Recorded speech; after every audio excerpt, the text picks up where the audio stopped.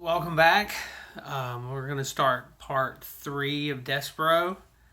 The last time we read, Desperaux was in the library with the King and Princess P, and I think he's in trouble.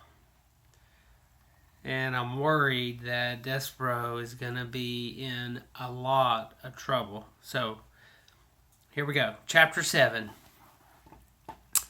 And what was our own favorite member of the mouse community doing while the sound of the mouse council drum echoed through the walls of the castle? My friends, I must report that Furlough had not seen the worst of it. Desperaux sat with the princess and the king and listened to song after song. At one point, gently, oh so gently, the pea picked up the mouse in her hand. She cupped him in her palm and scratched his oversized ears. "You have lovely ears," the pea said to him.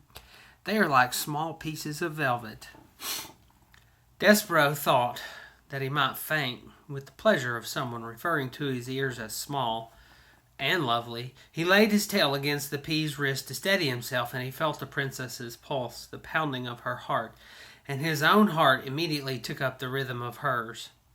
"Papa," the pea said when the music was over, "I'm going to keep this mouse. We're going to be great friends."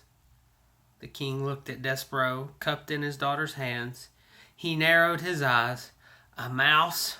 he muttered. "A rodent?" "What?" said the pea. "Put it down," the king commanded. "No," she said, who was a person not at all used to being told what to do. "I mean, why should I? Because I told you to." "But why?" protested the pea. "Because it's a mouse." "I know I'm the one who told you he was a mouse." "I wasn't thinking," said the king. "Thinking of what?" "Your mother, the queen." "My mother?" said the pea sadly. "Mice are rodents," said the king. He adjusted his crown. "They are related to rats. You know how we feel about rats. You know of our own dark history with rats." The pea shuddered. "But Papa," she said, "he is not a rat. He's a mouse. There's a difference." "Royalty," the king said, "has many responsibilities, and one of them is not becoming involved personally with even the distant relatives of one's enemies. Put him down, Pea." The princess put Desperaux down. "Good girl," said the king, and then he looked at Desperaux. "Scat!" he said. Desperaux, however, did not scat. He sat and stared up at the princess. The king stamped his foot. "Scat!" he shouted. "Papa," said the princess, "please don't be mean to him." And she began to cry. Desperaux, seeing her tears, broke the last of the great ancient mouse rules. He spoke to a human. "Please," said Desperaux, "don't cry." He held out his handkerchief to the princess. The pea sniffed and leaned down close to him. "Do not speak to her," thundered the king. Desperaux dropped his handkerchief. He backed away from the king.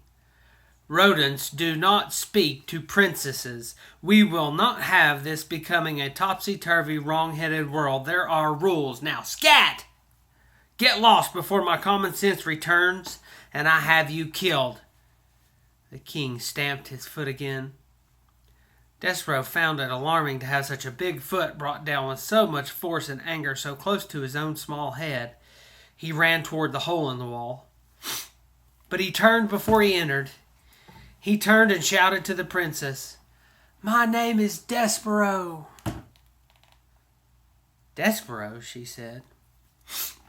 "I honor you," shouted Desperaux. "I honor you" is what the knight said to the fair maiden in the story that Desperaux read every day in the book in the library. Desperaux had muttered the phrase often to himself, but he had never before this evening had occasion to use it when speaking to someone else. "Get out of here!" shouted the king, stamping his foot harder and then harder still, so it seemed as if the whole castle, the very world, were shaking. "Rodents know nothing of honor." Despereaux ran into the hole, and from there he looked out at the princess. She had picked up his handkerchief, and she was looking at him right directly into his soul. "Despereaux," she said. He saw his name on her lips. "I honor you," whispered Despereaux. "I honor you." He put his paw over his heart. He bowed so low that his whiskers touched the floor. He was, alas, a mouse, deeply in love. Chapter 8. The Mouse Council, 13 honored mice and one most very honored head mouse, heeded the call of Leicester's drum and gathered in a small secret hole of King Philip's throne room. The 14 mice sat around a piece of wood balanced on spools of thread and listened in horror, while Despereaux's father related the story of what Furlough had seen. "At the foot of the king," said Leicester. "Her finger right on top of his head," said Leicester. "He was looking up at her, and it was not in fear." The Mouse Council members listened with their mouths open. They listened with their whiskers drooping and their ears flat against their heads. They listened in dismay and outrage and fear. When Leicester finished, there was a small silence. There was a silence dismal and deep. "Something," intoned the most very honored head mouse, "something is wrong with your son. He is not well. This goes beyond his fevers, beyond his large ears and his lack of growth. He is deeply disturbed. His behavior endangers us all. Humans cannot be trusted. We know this to be an indisputable fact. A mouse who consorts with humans, a mouse who would sit right at the foot of a man, a mouse who would allow a human to touch him." And here the entire Mouse Council indulged in a collective shiver of disgust. "Cannot be trusted. That is the way of the world, our world. Fellow mice, it is my most fervent hope that Despereaux has not spoken to these humans, but obviously we can assume nothing, and this is a time to act, not wonder." "We have no choice," said the head mouse. "He must go to the dungeon." He pounded his fist paw on the table. "He must go to the rats. Immediately, members of the council. I will now ask you to vote. Those in favor of Despereaux being sent to the dungeon, say aye." There was a chorus of sad ayes. "Those opposed, say nay." Silence reigned in the room. The only noise came from Leicester. He was crying, and 13 mice, ashamed for Leicester, looked away. My friends, can you imagine your own father not voting against your being sent to the dungeon full of rats? Can you imagine not saying one word in your defense? Despereaux's father wept, and the most very honored head mouse beat his paw against the table again and said, "Despereaux Tilling will appear before the mouse community. He will hear of his sins. He will be given a chance to deny them. If he does not deny them, he will be allowed to renounce them so that he may go to the dungeon with a pure heart.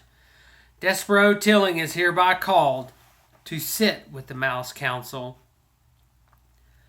At last, Leicester had the decency to weep at his act of perfidy. My friends, do you know what perfidy means? I have a feeling you do based on the little scene that has just unfolded there. But you should look it up. You should look it up in your dictionary just to be sure. Chapter 9. The Mouse Council.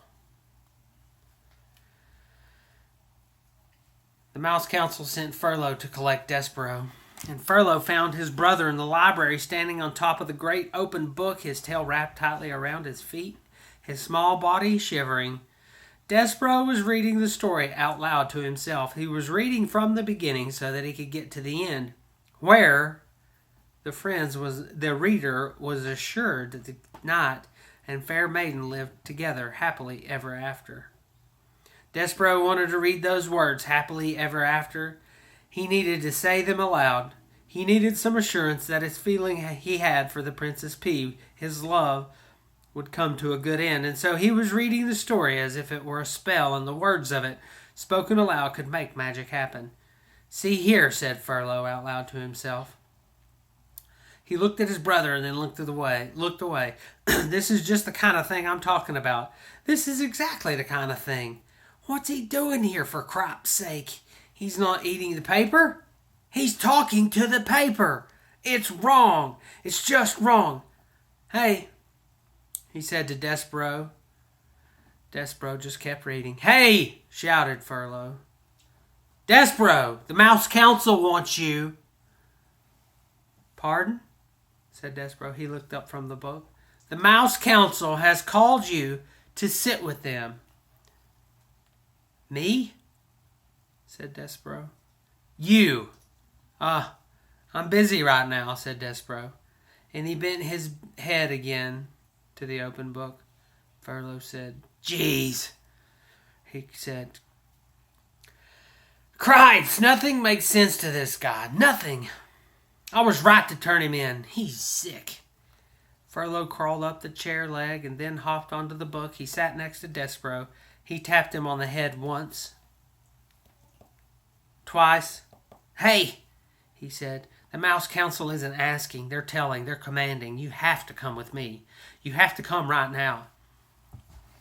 Desperauex turned to Furlow. Do you know what love is? He said. Huh? Love. Furlow shook his head.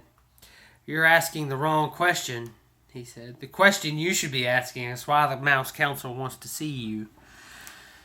There's someone who loves me, said Desperauex. And I love her, and that's the only thing that matters to me. Somebody who loves you. Somebody who you love. What difference does that make? What matters is that you're in a lot of trouble with the Mouse Council. Her name, said Desperauex. Her name is P. What?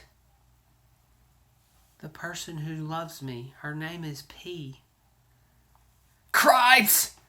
Said Furlow. You're missing the whole point of everything here. You're missing the point of being a mouse. You're missing the point of being called to sit with the Mouse Council. You've got to come with me. It's the law. You've been called.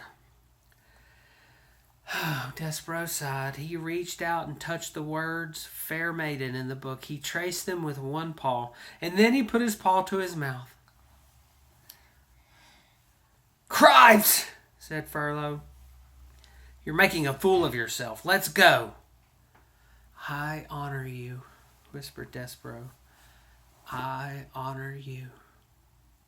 And then, my friends, he followed Furlow over the book and down the chair leg and across the library floor to the waiting Mouse Council. He allowed his brother to lead him to his fate. And we're going to stop right there. We'll start next time in Chapter 10. I'm worried for Desperauex. I think our friend might be in a lot of trouble. We'll have to wait and see. All right, we'll see you guys next time.